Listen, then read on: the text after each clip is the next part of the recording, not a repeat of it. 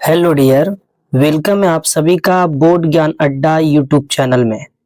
आपने इस वीडियो पे क्लिक किया, इसका मतलब आप भी क्लास 12th में पढ़ते हैं। तो इस वीडियो को पूरा देखिएगा और अगर अच्छा लगे तो इसे लाइक कर दीजिएगा और अगर अच्छा नहीं लगे तो आप इसे डिसलाइक कर सकते हैं। आज का इस वीडियो में क्लास 12th हिस्ट्री चैप्टर 1 जिसका नाम है ईंटें मनके तथा अस्थियां चैप्टर से रिलेटेड लघु उत्तरीय प्रश्न को देखने वाले हैं। तो आपको भी 2027 में इंटर का बोर्ड एग्जाम देना है, तो आपके लिए ये वीडियो बहुत ही हेल्पफुल होने वाला है। तो इस वीडियो को पूरा देखिएगा क्योंकि ये लघु उत्तरीय प्रश्न जो सब्जेक्टिव है ये आपको 2027 के एग्जाम में डायरेक्टली देखने के लिए मिलेंगे। तो ये वीडियो बहुत ही वेरी वेरी इंपॉर्टेंट होने वाला है आप सभी के लिए अगर आपको 2027 में इंटर का बोर्ड एग्जाम देना है। तो चैनल पे अगर नए हैं तो इसे सब्सक्राइब कर दें क्योंकि आपको शाम रोजाना 6:30 बजे इस चैनल पे वीडियो देखने के लिए मिल जाएंगे। तो जब भी वीडियो अपलोड किया जाए तो आपके पास सबसे पहले नोटिफिकेशन पहुंच जाए, है ना। और वीडियो अगर अच्छा लगे तो इसे लाइक कर दें और अगर अच्छा नहीं लगे तो इसे डिसलाइक कर सकते हैं। तो बिना समय को बर्बाद किए ही शुरू करते हैं आज का इस वीडियो को। तो देखेंगे पहला प्रश्न क्या है। पहला प्रश्न है लघु उत्तरीय प्रश्न का, देखेंगे जो कि वेरी वेरी इंपॉर्टेंट है चैप्टर 1 से यानी हड़प्पा सभ्यता से रिलेटेड। पहला प्रश्न है हड़प्पा वासियों द्वारा व्यवहृत सिंचाई के साधनों का उल्लेख करें। यानी हड़प्पा सभ्यता जो है, हड़प्पा वासी किस तरीके से अपने खेतों में सिंचाई किया करते थे। तो प्राचीन काल में सिंधु प्रदेश में वनस्पति प्रचुर मात्रा में थी जो वर्षा को आकर्षित करती थी और उन दिनों सिंधु में प्रतिवर्ष बाढ़ आती थी जो अपने साथ इतनी अधिक जलोढ़ मिट्टी लाती थी जितनी कि मिस्र में नील नदी भी नहीं लाती थी। और सिंधु नदी को सिंध प्रदेश का यानी कि सिंधु नदी को सिंध प्रदेश का वरदान समझा जाता था। और लोग बाढ़ के मैदान में गेहूं तथा जौ और बो देते थे, गेहूं भी बोते थे, जौ भी बोते थे और अगले वर्ष की बाढ़ से पहले अप्रैल महीने में उसे काट लिया जाता था। उस समय नहरें नहीं थी, संभवतः नदी का पानी नालों के माध्यम से खेतों में सिंचाई के लिए जाता था क्योंकि उस समय में नदी का पानी जो है ये नाले के माध्यम से खेत में जाती थी क्योंकि उस समय में नहर नहीं थी। और कुल मिलाकर हड़प्पा वासी सिंचाई के लिए पूरी तरह प्राकृतिक पर निर्भर थे। तो हड़प्पा वासी सिंचाई के लिए किस पर निर्भर थे, तो पूरी तरीके से प्राकृत पर निर्भर थे। तो यह है पहला प्रश्न का उत्तर। तो आप लोग इसका स्क्रीनशॉट ले लें, है ना। और या तो फिर आप लोग इसे जल्दी से जल्दी नोट कर लें, स्क्रीनशॉट ले लें इसे, ताकि जो है ना आपको याद करने में बहुत ही हेल्पफुल हो सके। दूसरा प्रश्न है इतिहास लेखन में अभिलेखों का क्या महत्व है। तो उत्तर हो जाएगा वैदिक काल के पश्चात खासकर मौर्य काल से पूर्व मध्यकाल तक इतिहास लेखन में अभिलेखों का महत्वपूर्ण स्थान है। अभिलेख उसे कहा जाता है जो पाषाण धातु पाषाण धातु मिट्टी के बर्तन आदि पर खुदे होते हैं। अभिलेख में यानी कि तत्कालीन शासक अपनी उपलब्धियों, क्रियाकलाप, व्यक्ति एवं राजधर्म आदि के बारे में लिखवाते थे।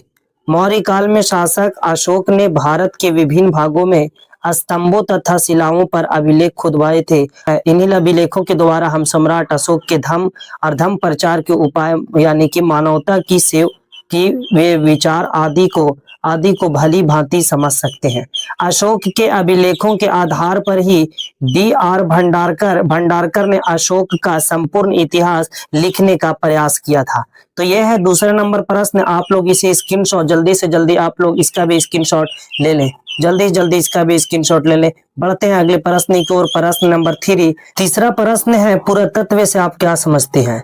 पुरातत्व वह विज्ञान है जिसके माध्यम से पृथ्वी के गर्भ में छिपी हुई सामग्रियों की खुदाई कर प्राचीन काल के लोगों के भौतिक जीवन का ज्ञान प्राप्त किया जा सकता है। किसी भी जाति के सभ्यता के इतिहास को जानने का पुरातत्व एक प्रमुख साधन क्या है, तो एक प्रमुख साधन पुरातत्व है। इससे किसी भी बीते हुए बातों का, सभ्यताओं का, सभी चीजों का जानकारी इससे प्राप्त किया जा सकता है। ठीक है, और ये था तीसरा नंबर प्रश्न का उत्तर, तो आप लोग इसका भी स्क्रीनशॉट ले लें। बढ़ते हैं अगले प्रश्न की ओर। प्रश्न नंबर 4, अभिलेख किसे कहते हैं और अभिलेख के 2 महत्व बताइए। तो उत्तर हो जाएगा, पत्थर, धातु या मिट्टी के बर्तन जैसी कठोर सतहों पर खोदे हुए लेख को अभिलेख कहते हैं। और इसमें प्राचीन काल से ही राजाओं के आदेश और उपलब्धियां खुदवाई जाती थी। सबसे प्राचीन अभिलेख अशोक के प्राप्त हुए हैं। सबसे पुराना अभिलेख किसके प्राप्त हुए हैं? तो सबसे पुराना अभिलेख जो है ये अशोक के प्राप्त हुए हैं। अभिलेख किसे कहते हैं? जैसे कुछ भी कठोर सतह पर खोद खोद करके जो है ना उस पे लिख दिए जाने को ही जो है ना क्या कहते हैं? अभिलेख कहते हैं।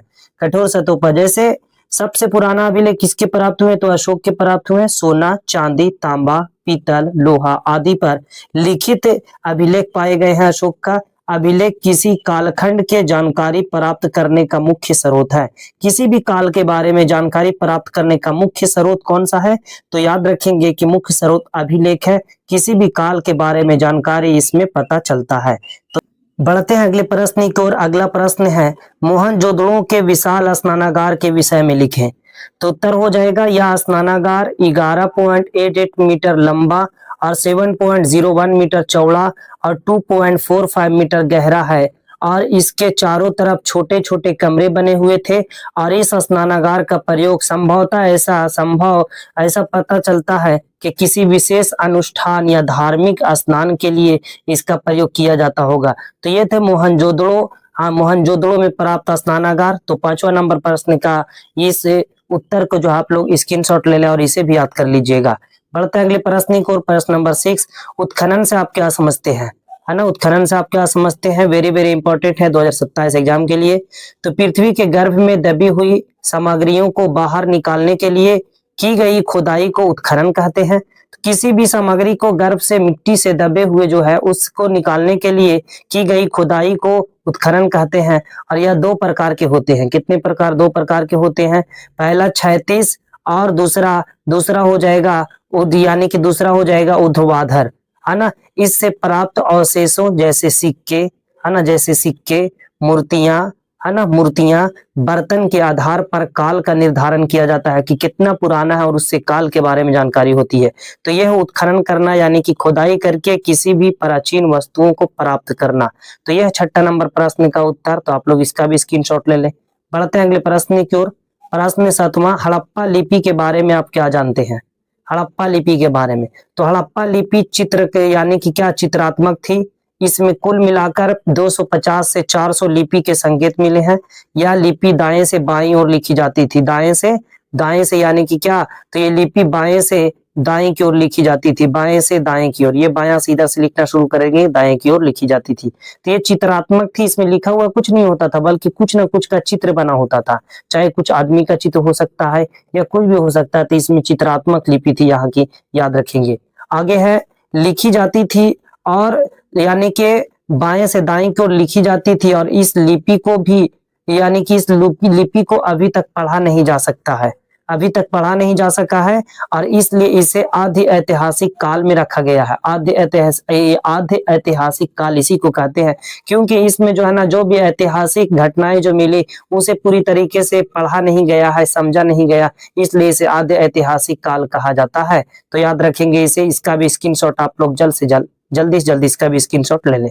बढ़ते हैं अगले प्रश्न की ओर। अगला प्रश्न को देखेंगे, प्रश्न नंबर 8वां देखेंगे, मोहनजोदड़ो में विशाल अन्नागार के साक्ष्य। देखेंगे यहाँ पास में प्रश्न में थोड़ी सी गलतियां हो गई है, तो याद रखेंगे कि प्रश्न हो जाएगा, प्रश्न 8वां क्या हो जाएगा? हड़प्पा सभ्यता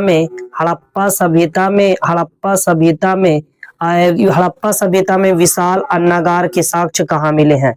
विशाल अन्नागार के साक्ष्य कहाँ मिले हैं? तो याद रखेंगे हड़प्पा सभ्यता में विशाल अन्नागार के साक्ष्य कहाँ मिले हैं। तो याद रखेंगे कहाँ मिले हैं। तो इसका उत्तर हो जाएगा कि हड़प्पा सभ्यता में महान अन्नागार के साक्ष्य मोहनजोदड़ो से प्राप्त हुए हैं।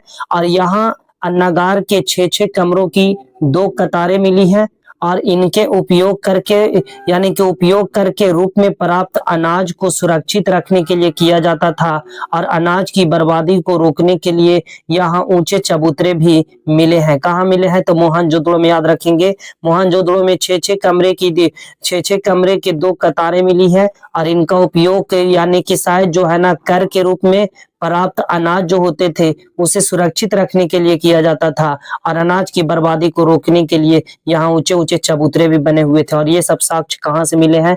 तो मोहनजोदड़ो से। तो 8वां नंबर प्रश्न का याद रखेंगे कि हड़प्पा सभ्यता में महाननागार के साक्ष्य कहाँ मिले हैं? तो उसका करेक्ट आंसर हो जाएगा ये। तो आप लोग इसका भी स्क्रीनशॉट ले याद कर लीजिएगा।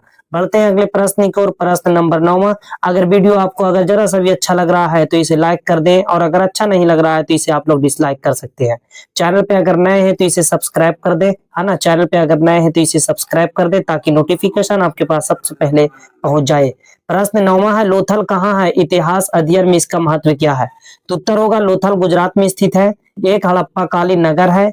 इसका महत्व इसलिए है क्योंकि यह एक प्रमुख बंदरगाह था और यहाँ से विदेश व्यापार के साक्ष्य मिले हैं। विदेश से व्यापार किया जाता था। यहाँ लोथल में बंदरगाह था।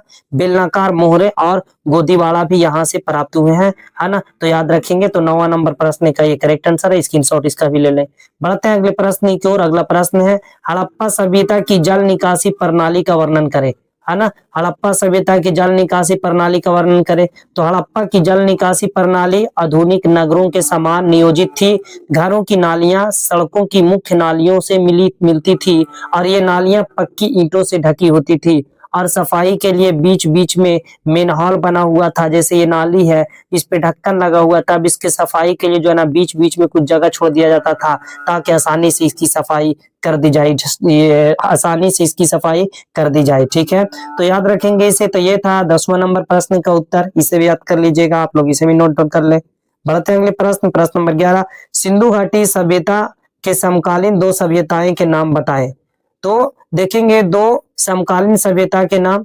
तो उत्तर हो जाएगा, एक हो जाएगा दजला फरात नदी के तट पर बसी पहले मेसोपोटामिया की सभ्यता, पहले मेसोपोटामिया की सभ्यता। और दूसरी हो जाएगी नील नदी के किनारे बसी मिस्र की सभ्यता। तो ये सब हड़प्पा सभ्यता के समकालीन ही था। हड़प्पा सभ्यता के समकालीन था। तो याद रखेंगे इसे। तो इसे स्क्रीनशॉट आप लोग ले लें। बढ़ते हैं अगले प्रश्न की ओर। सिंधु घाटी सभ्यता में शवों को दाह संस्कार कितने प्रकार से होते थे? मतलब सिंधु घाटी सभ्यता में मृत शरीर का जो है ना मृत शरीर का दाह संस्कार किस तरीके से होता था उसके बारे में पूछा जा रहा। तो देखेंगे क्या हो जाएगा इसका उत्तर। तो सिंधु घाटी सभ्यता में समूह यानी कि देखें सिंधु घाटी सभ्यता में जो है समूह की जो है ना यानी कि दाह संस्कार के निम्न प्रकार थे। समूह के जो है ना दाह के निम्न प्रकार थे। कौन कौन से हो जाएंगे? तो देखेंगे समूह के निम्न प्रकार थे। पहला थे पूर्ण समाधिकरण। पूर्ण समाधिकरण ये पहला था जिसमें शव को जो है ना पूरी तरह जमीन में दफनाया जाता था। दूसरा है दूसरा क्या हो जाएगा? आंशिक समाधिकरण। इसमें शव को पशु पक्षियों के खाने के बाद बचे अवशेष को दफनाया जाता था। मतलब मृत शरीर को पहले जंगल में रख दिया जाता था। जब इसे पशु पक्षी खा करके पूरे मांस को खत्म कर देते थे शरीर से, उसके बाद उससे जो बचता था उसे दफना दिया जाता था। तीसरा दाह संस्कार है। इसमें शव को जलाकर राख के बर्तन में रखकर दफना दिया जाता था। पहले शव जो है उसको पूरी तरीके से जला दिया जाता था और उससे जो राख जो प्राप्त होते थे उसे बर्तन में रखकर मिट्टी के अंदर में दफना दिया जाता था। तो ये है 12 नंबर प्रश्न का उत्तर। तो आप लोग इसका भी स्क्रीनशॉट ले लें, है ना। बढ़ते हैं अगले प्रश्न की ओर। देखेंगे अगला प्रश्न है कार्बन 14 विधि से आप क्या समझते हैं? ये वेरी वेरी इंपॉर्टेंट प्रश्न है जो कि हर बार एग्जाम में पूछे जाते हैं। तो तिथि निर्धारण की वैज्ञानिक विधि को कार्बन 14 विधि कहा जाता है। इस विधि की खोज अमेरिका के रसायन शास्त्री BF लीबी ने 1946 में की थी और इसके अनुसार जीवित वस्तु में कार्बन 12 और कार्बन 14 समान होते हैं, लेकिन मृत्यु के बाद कार्बन 14 घटने लगता है और मात्रा जितनी कम होगी वस्तु उतनी ही पुरानी होगी। ठीक है, तो कार्बन 14 की मात्रा जितनी कम होगी वस्तु उतनी ही पुरानी होगी। तो यह है 13 नंबर प्रश्न का उत्तर। तो आप लोग इसका भी स्क्रीनशॉट ले लें, है ना, इसका भी स्क्रीनशॉट ले लें। बढ़ते हैं अगले प्रश्न की ओर। प्रश्न नंबर 14। हड़प्पा सभ्यता के 4 प्रमुख नगर केंद्र के नाम बतलाना है हड़प्पा सभ्यता का। तो हड़प्पा सभ्यता के 4 प्रमुख केंद्र निम्नलिखित है। पहला हड़प्पा, दूसरा मोहनजोदड़ो, तीसरा लोथल, चौथा कालीबंगा। हड़प्पा और मोहनजोदड़ो को इस सभ्यता की जुड़वा राजधानी कहा जाता है। सिंधु घाटी सभ्यता जो है उसकी जुड़वा राजधानी किसे कहा जाता है? तो सिंधु घाटी सभ्यता की जुड़वा राजधानी हड़प्पा और मोहनजोदड़ो को कहा जाता है, याद रख लीजिएगा। इसका भी स्क्रीनशॉट ले लें। बढ़ते हैं अगले प्रश्न की ओर। प्रश्न नंबर 15, हड़प्पा सभ्यता की यानी कि हड़प्पा सभ्यता की किन्हीं दो विशेषताओं का उल्लेख करना है। हड़प्पा सभ्यता की, तो हड़प्पा सभ्यता की किन्हीं दो विशेषता, हड़प्पा सभ्यता की दो विशेषताएं कौन कौन सी? तो याद रखेंगे हड़प्पा सभ्यता का उत्तर हो जाएगा हड़प्पा सभ्यता की दो विशेषताएं, है ना। पहला, यह भारत की प्रथम नगरीय सभ्यता थी, है ना, ये भारत की प्रथम नगरीय सभ्यता थी। और दूसरा, यहाँ की सड़कें एक दूसरे को समकोण 90 डिग्री पर काटती थी, जिसे ग्रेट पड़ती कहा जाता है, जिसे ग्रेट पड़ती कहा जाता है। तो याद रख लीजिएगा, इसे भी स्क्रीनशॉट ले ले, है ना। वेरी वेरी इंपॉर्टेंट है दोस्तों, वीवीआई ऑब्जेक्टिव प्रश्न है ना, वीवीआई ऑब्जेक्टिव प्रश्न है। 2027 में एग्जाम देना है तो आपके लिए मोस्ट इंपॉर्टेंट है। अगर अच्छा लग रहा है तो इसे लाइक कर दे, चैनल पे नए हैं तो इसे सब्सक्राइब जरूर से जरूर कर दे, है ना। बढ़ते हैं अगले प्रश्न की ओर। अगला प्रश्न नंबर 16, ब्राह्मी और खरोष्टी लिपि में क्या अंतर है? ब्राह्मी और खरोष्टी यहाँ पास होगा, याद रखेंगे। ब्राह्मी और खरोष्टी लिपि में क्या अंतर है? ब्राह्मी और खरोष्टी लिपि में अंतर पूछा जा रहा है इसमें। तो ब्राह्मी और खरोष्टी लिपि में अंतर देखेंगे। पहला, ब्राह्मी लिपि देवनागरी और बंगला लिपि के मूल रूप होते हैं, जिसे हम लोग ब्राह्मी लिपि कहते हैं। इसमें क्या देवनागरी और बंगला लिपि के मिले यानी मेल होते हैं। जबकि खरोष्टी लिपि प्राचीन ईरानी लिपि से मिलती है। और तीसरा, ब्राह्मी जो है ये बाएं से दाएं लिखी जाती है, जबकि खरोष्टी दाएं से बाएं लिखी जाती है। ब्राह्मी जो है ये किस तरीके से? तो ये ब्राह्मी जो है ये बाएं से लिखते हुए दाएं तक आएंगे, लेकिन खरोष्टी जो है ना ये दाएं से लिखते हुए बाएं तक आएंगे। इस तरीके से ये होता है दोनों लिपियां, है ना, और ये होते हैं दोनों लिपियों में अंतर। तो याद रख लीजिएगा इसे, ब्राह्मी लिपि और खरोष्टी लिपि के बारे में स्क्रीनशॉट ले लें इसका भी जल्दी से। बढ़ते हैं अगले प्रश्न की ओर। प्रश्न नंबर 17, हड़प्पा कालीन सिंचाई, है ना, हड़प्पा कालीन सिंचाई के दो साधनों को बतलाना है। हड़प्पा कालीन सिंचाई के दो साधन को बतलाना है। देखेंगे हड़प्पा कालीन सिंचाई के साधन, है ना, सिंचाई के लिए मुख्य रूप से नदियों के पानी, नालों और कुओं के प्रयोग किया जाता था। और अफगानिस्तान के सोरतुघई में नहरों के भी साक्ष्य मिले हैं। धौलावीरा में जलाशयों का उपयोग पानी संचय के लिए होता था, है ना, पानी संचय के लिए किया जाता था। और सिंधु घाटी सभ्यता में याद रखेंगे कि सिंधु घाटी सभ्यता जो है जिसमें क्या होता था, तो इसमें देखेंगे। बढ़ते हैं अगले प्रश्न की ओर। प्रश्न नंबर 18, हड़प्पा कालीन सिंचाई के दो साधन को बताइए। तो हड़प्पा कालीन सिंचाई के दो साधन में देखेंगे, हड़प्पा कालीन सिंचाई के साधन, सिंचाई के लिए मुख्य रूप से नदियों के पानी, नालों और कुओं के प्रयोग किया जाता था। अफगानिस्तान के सुरतुघई में नहरों की भी साक्ष्य मिले हैं। धौलावीरा में जलाशयों का उपयोग पानी संचय के लिए होता था, है ना, पानी संचय के लिए पानी संचय के लिए होता था। तो यह 17 नंबर प्रश्न का करेक्ट आंसर। तो आप लोग इसका भी स्क्रीनशॉट ले लें। बढ़ते हैं अगले प्रश्न की ओर। देखेंगे सिंधु घाटी सभ्यता में उत्पादित होने वाले चार प्रमुख कृषि उत्पाद के नाम लिखना है। चार प्रमुख कृषि उत्पाद के नाम लिखना है। तो 18 नंबर प्रश्न का आंसर क्या होगा? तो देखेंगे इस प्रश्न का उत्तर हो जाएगा, देखेंगे 18 नंबर प्रश्न का उत्तर, सिंधु घाटी सभ्यता के प्रमुख कृषि उत्पाद मुख्य रूप से कौन थे? तो याद रखेंगे इसमें कौन कौन से हो जाएंगे? तो गेहूं, जौ, तिल और कपास उपजाए जाते थे। और इसके अलावा लोथल में चावल, है ना, लोथल में चावल के भी साक्ष्य मिले हैं। तो ये 18 नंबर प्रश्न का करेक्ट आंसर हो जाएगा। इसका भी आप लोग स्क्रीनशॉट ले लें, वेरी वेरी इंपॉर्टेंट है दोस्तों। बढ़ते हैं अगले प्रश्न की ओर। प्रश्न नंबर 19 और आखिरी बढ़ते हैं अगले प्रश्न की ओर। प्रश्न नंबर 19 और आखिरी इस वीडियो का प्रश्न है ये। तो आहत सिक्के क्या थे? तो ये सबसे पुराने सिक्के थे जो ठप्पा लगाकर बनाए जाते थे, चांदी और तांबे के होते थे, जिन पर मछली, सांड या हाथी जैसे चित्र बने होते थे। पर लेख नहीं होती थी। मतलब आहत सिक्के क्या थे, तो सबसे पुराने थे, बना किससे होता था, चांदी और तांबे से, और इस पर किसी मछली, सांड या हाथी का जैसे चित्र मिलते थे, और इस पर कुछ भी लिखा नहीं होता था। तो ये 19 नंबर प्रश्न का करेक्ट आंसर है। तो आप लोग इसका भी स्क्रीनशॉट ले लें। आप लोग ये सारे प्रश्न को जो है ना, आप लोग इस सारे प्रश्न को अपनी कॉपी में नोट डाउन कर लीजिए, लिख लीजिए, इसको याद कर लीजिए, क्योंकि 2027 के एग्जाम के लिए आपको बहुत ही हेल्पफुल होने वाला है। तो ये था आज का वीडियो। आपको कैसा लगा? अगर अच्छा लगा तो इसे लाइक कर दे, चैनल पे अगर नए हैं तो इसे सब्सक्राइब कर दें, और अगर अच्छा नहीं लगा तो आप लोग इसे डिसलाइक कर सकते हैं। और अगर अच्छा लगा है तो आप लोग एक छोटा सा जो है कमेंट जो है ना जरूर से जरूर कर दे, है ना। तो मिलते हैं अगले वीडियो में, है ना, कल शाम 6:30 बजे। तब तक के लिए पढ़ते रहें, मस्त रहें, स्वस्थ रहें।